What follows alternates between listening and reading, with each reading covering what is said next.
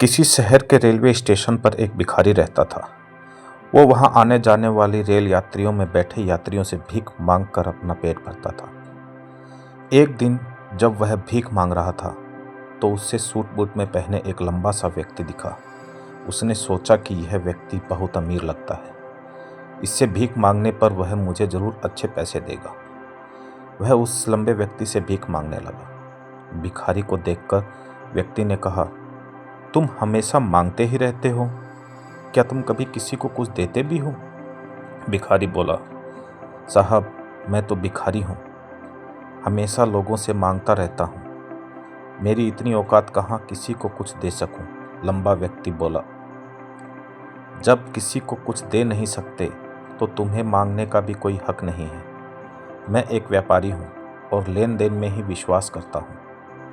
अगर तुम्हारे पास मुझे कुछ देने को हो तभी मैं तुम्हें बदले में कुछ दे सकता हूँ। इतना कहने के बाद वह लंबा व्यक्ति ट्रेन में बैठकर चला गया।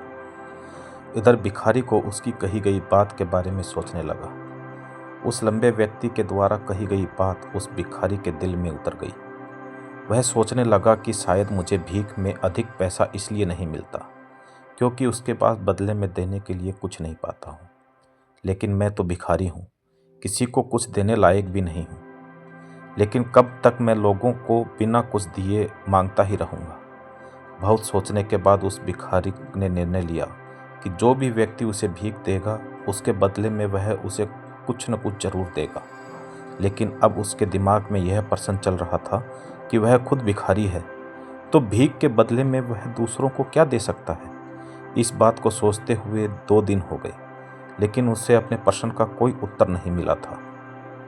तीसरे दिन जब वह स्टेशन के पास बैठा हुआ था तभी उसकी नज़र कुछ फूलों पर पड़ी जो स्टेशन के आसपास के पौधों पर खिल रहे थे। उसने सोचा, क्यों ना मैं लोगों को भीख के बदले कुछ फूल दे दिया करूं।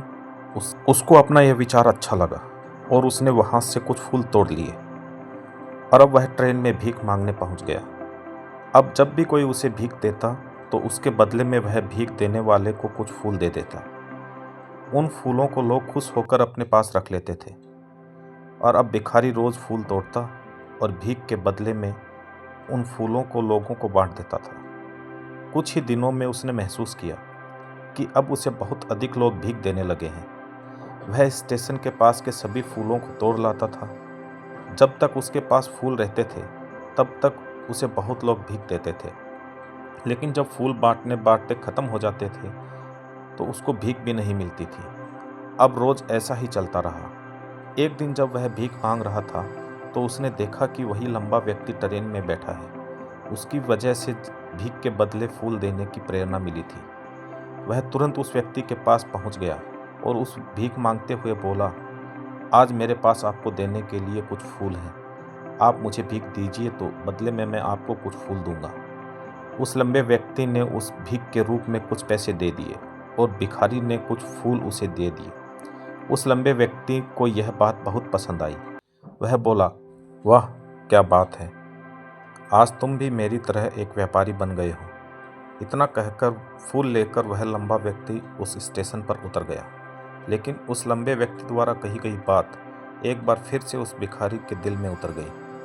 वह बार बार उस लंबे व्यक्ति के द्वारा कही गई बात के बारे में सोचने लगा और बहुत खुश होने लगा। उसकी आंखें अब चमकने लगी।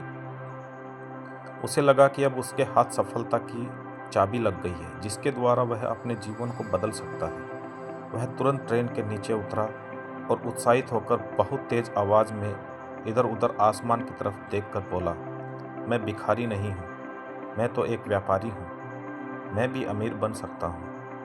लोगों ने उसे देखा तो सोचा कि शायद यह भिखारी पागल हो गया है। अगले दिन वह भिखारी उस स्टेशन पर फिर कभी नहीं दिखाई दिया।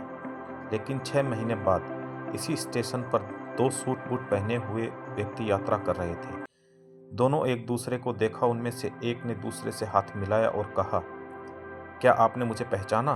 दूसरा व्यक्ति बोला, नहीं, क्योंकि मेरे हिसाब से हम लोग पहली बार मिल रहे हैं। पहला व्यक्ति बोला, नहीं, आप याद कीजिए, हम पहली बार नहीं बल्कि तीसरी बार मिल रहे हैं। दूसरा व्यक्ति बोला, मुझे याद नहीं, वैसे हम पहले बार कब मिले थे? अब पहला व्यक्ति मुस्कुराया और बोला, हम पहले भी 2 बार इसी ट्रेन में मिले।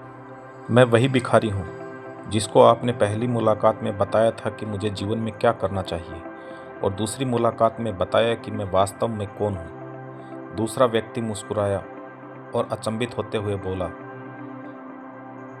याद आया, तुम वही भिखारी हो जिसे मैंने एक बार भीख देने से मना कर दिया था और दूसरी बार मैंने तुमसे कुछ फूल खरीदे थे। लेकिन आज तुम सूट बूट में कहाँ जा रहे हो और आजकल क्या कर रहे हो? तब पहला व्यक्ति बोला, मैं वही भिखारी हूँ, लेकिन आज मैं फूलों का बहुत बड़ा व्यापारी हूँ और इसी व्यापार के कारण मैं शहर जा रहा हूँ। कुछ देर रुकने के बाद फिर बोला, आपने मुझे पहले मुलाकात में प्रकृति का वह नियम बताया था जिसके अनुसार हम सभी को कुछ मिलता है जब हम कुछ देते हैं। लेन देन का यह नियम वास्तव में काम करता है। मैंने बहुत कुछ अच्छी तरह महसूस किया है। मैं खुद को हमेशा भिखारी ही समझता रहा। इससे ऊपर उठकर मैंने कभी सोचा ही नहीं। और जब आपसे मेरी दूसरी मुलाकात हुई तब आपने मुझे बताया कि मैं एक व्यापारी बन चुका हूँ। अब समझ में आ चुका था कि मैं वास्तव में भिखारी नहीं बल्कि व्यापारी बन चुका हूँ। मैंने समझ लिया था कि लोग मुझे इतनी भीख क्यों दे रहे हैं, क्योंकि मैं भीख नहीं दे रहे थे बल्कि उन फूलों का मूल्य चुका रहे थे। सभी लोग मेरे फूल खरीद रहे थे क्योंकि इससे सस्ते फूल उन्हें कहीं नहीं मिलते। मैं लोगों का एक छोटा सा व्यापारी था, लेकिन मैं अपनी नज़रों में एक भिखारी ही था। आपके बताने से मुझे समझ में आया कि मैं एक छोटा व्यापारी हूँ। मैंने ट्रेन में फूल बांटने से जो पैसे इकट्ठे किए थे उनसे बहुत से फूल खरीदे और फूलों का व्यापारी बन गया। यहाँ के लोगों को फूल बहुत पसंद है और उनकी इसी पसंद ने मुझे आज फूलों का एक बहुत बड़ा व्यापारी बना दिया। दोस्तों, व्यापारी अब बहुत खुश था। दोनों स्टेशन आने पर एक साथ उतरे। दोनों अपने अपने व्यापार की बात करते हुए आगे बढ़ गए। दोस्तों, इस कहानी से हमें बहुत कुछ सीखने को मिलता है। कहानी में लंबा व्यापारी गिव एंड टेक के नियम को बहुत अच्छी तरह जानता था। दुनिया के सभी बड़े व्यापारी इसी जीवन के नियम का उपयोग करके सफल हुए हैं। इस फार्मूले को उसने भिखारी को भी बताया। भिखारी ने इस प्राकृतिक को अपना लिया और इसका असर उसके जीवन में साफ साफ दिखाई देने लगा। उसको अपनी सोच बदली, उसकी जिंदगी बदल गई। यह कहानी हमें बताती है कि यदि हम अपनी सोच को बदल लें तो बहुत कुछ हासिल किया जा सकता है। यदि हम खुद को छोटा समझते रहेंगे तो हम हमेशा छोटे ही बने रहेंगे। बड़ा बनने के लिए हमें अपनी सोच को बदलना होगा और खुद के बारे में बड़ा सोचना होगा। कहानी का सार यह कहे कि सफलता आपकी सोच में छुपी होती है।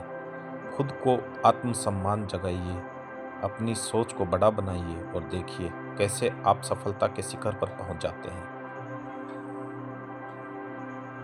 Thanks for watching. Please like, share and subscribe this channel. Jai Shri Shyam.